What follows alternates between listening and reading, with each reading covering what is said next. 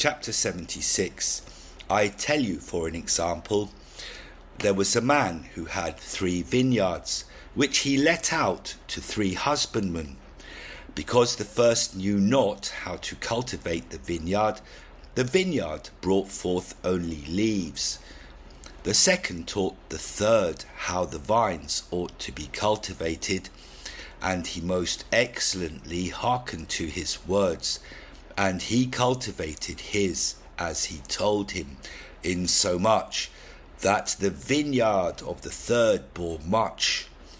But the second left his vineyard uncultivated, spending his time solely in talking.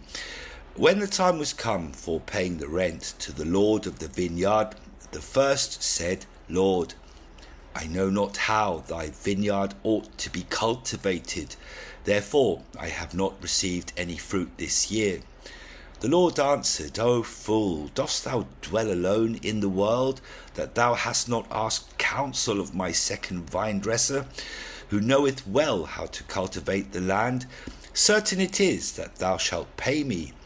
And having said this, he condemned him to work in prison until he should pay his Lord, who moved with pity at his simplicity, liberated him, saying, Begone, for I will not that thou work any longer at my vineyard. It is enough for thee that I give thee thy debt. The second came, to whom the Lord said, Welcome, my vinedresser. Where are the fruits that thou owest me?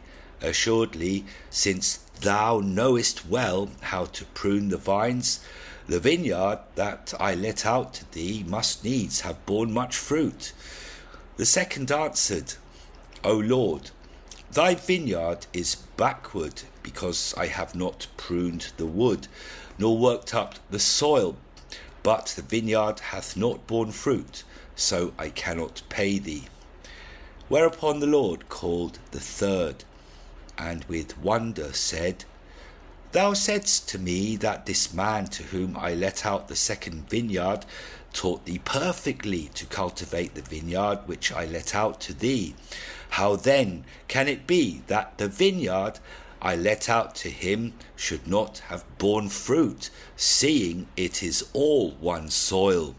The third answered, Lord, the vines are not cultivated by talking only, but he needs must sweat a shirt every day, who willeth to make it bring forth its fruit. And how shall thy vineyard of thy vinedresser bear fruit, O Lord, if he doth naught but waste the time in talking?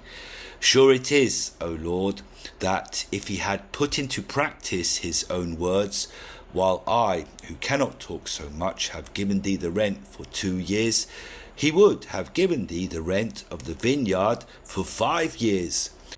The Lord was wroth, and said with scorn to the vinedresser, And so thou hast wrought a great work in not cutting away the wood and levelling the vineyard.